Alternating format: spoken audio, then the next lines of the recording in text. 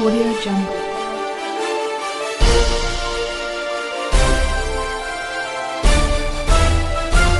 Audio Jungle. Good afternoon.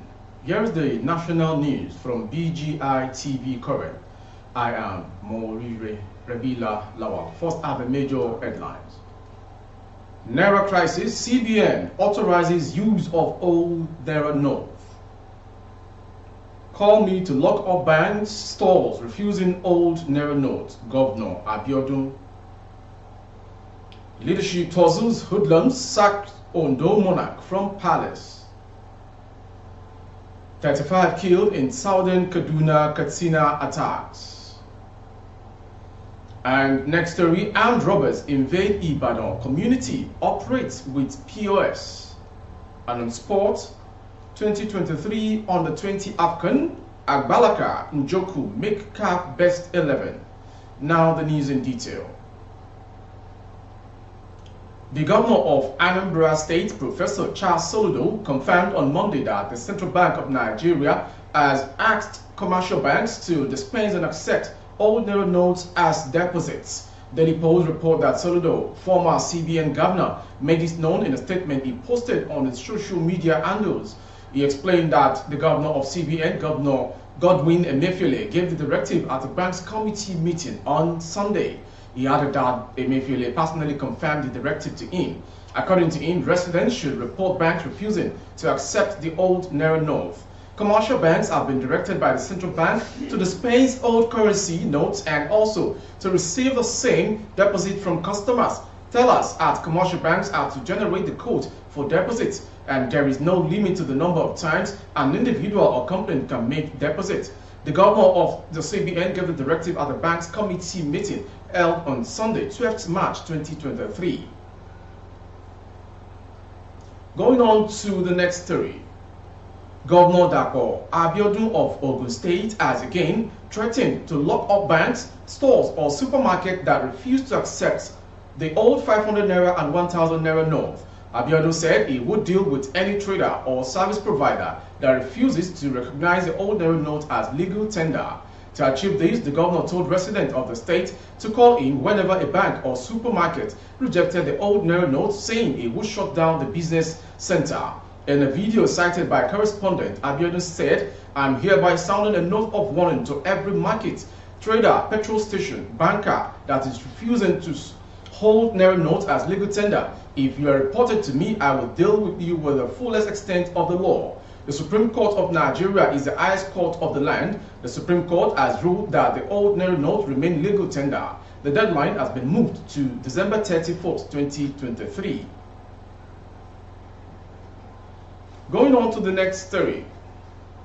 Hoodlums have invaded and forcefully sacked a traditional ruler in Ondo State, the Ogenyilobu of Ayetoro, in Ilaje local government area of the state, Oba Michael Ajijo from East Palace. Naval officers invited from the neighboring community in Ibadan, following the invasion and forceful sack of the monarch, rescued him from being kidnapped and hanged.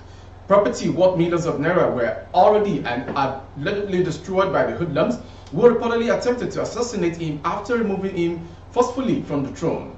The monarch raised the alarm in a letter to the state governor, Rotimi Akeredolu, alleging that his travails started after he ascended the throne, following a court judgment which sacked a self-styled prophet in the community, Mr. Oluwambe Ojagbonmi. According to the monarch, despite the ruling of the court declaring him as the traditional ruler of the community and spiritual head of the community, Ojagbonmi and his agents have been engaging in numerous actions in violation of the court's judgment, breaching the peace and security in the community. Going on to the next story from Kaduna State. No fewer than 35 persons have been killed in the southern Kaduna area of Kaduna and Katsina State. All of the figures, 17 including policemen, were reportedly killed in Zengo-Kataf communities in southern Kaduna. 18 persons were killed in Kankara Council area of Katsina State.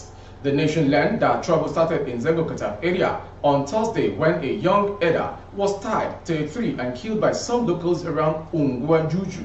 Our correspondent also learned that the situation became compounded on Saturday afternoon following a misunderstanding between security operatives and some Fulani men at a checking point in Ongwangwakili, which led to a Fulani man and policeman being shot at a checkpoint. Later that evening, a group of local youths who went fishing were attacked, and one of them was said to have been killed with machete by the retaliating herders. A senior military source from the area told correspondent that on Thursday last week, when Umar Sambo, a herder, was killed while returning from grazing his cattle around Ongwenjuju in Zengokata LGA. And to the next story from Ibadan. Daredevil and robbers Saturday morning invaded election at Olomo community in Akpete, Ido local government area of Oyo State and operated with point of sale POS service. Blueprint investigation revealed that the robbers stormed the area around 1 a.m. and used the POS device to transfer money from the unsuspecting victims. We further learned that the ugly incident had thrown the entire community into panic as residents are living in palpable fear. One of the residents who did not want his name in print said the armed robbers got to the area in the midnight around 1 a.m. They operated freely. They came with POS and transferred some amount of money, which cannot be specified at the point, from one of the victims' accounts. They also transferred an undisclosed amount of money from his wife's account and left. They also went away with 2 phones, iPhones 11 Pro and Max, and XX Max, a source said. The case was said to have been reported at the Akpete Divisional Police Command. As of press time Sunday, the State Police Public Relations Officer Adewale Oshifiso could not be reached for confirmation of the scene. Going on to end the national news is sports. Flying Eagles defender Augustine Njoku and Solomon Agbalaka are being included in the 2023 Under-20 African Nations team of the tournament. Njoku was started defensively for the Flying Eagles, and Agbalaka was one of the match in Nigeria's game against Egypt and Mozambique in the group stage of the competition. CAF unveiled the best 11 list on the personal Twitter handle on Sunday. The duo was selected in the best 11 alongside Seydou Sano, Senegal, Laling Badji, Senegal, Alaji Sane, the Gambia, Pep Diop, Senegal, Lamine Camara, Senegal, Prince Soso, Congo, Adama Bojang, the Gambia, Rogers Mugisha, Uganda, Deogracius Businga, Congo, and Malik Daf, Senegal, was selected as the coach of the tournament. Njoku played a total of 4 games at the competition, while Agbalaka had a goal and an assist in 6 matches. The Flying Eagles claimed 3rd position after defeating Tunisia 4-0 at the Cairo International Stadium. Senegal beats Gambia 2-0 on Saturday night to win the competition. That ends the national news this hour. Before we go, some major headlines. CBN authorizes use of old naira notes. Call me to lock up banks, stores refusing to accept old naira notes. Governor Abiodun. Leadership tussle. Hoodlum sacks Ondo Monarch from palace. We're also brought to you from sport. Agbalaka Njoku makes CAF best 11 of the tournament. For more stories on our YouTube channel, the handle is BGITV Current. My name is Morire Rebila Lawa. Good afternoon and have a wonderful time. Audio Jungle.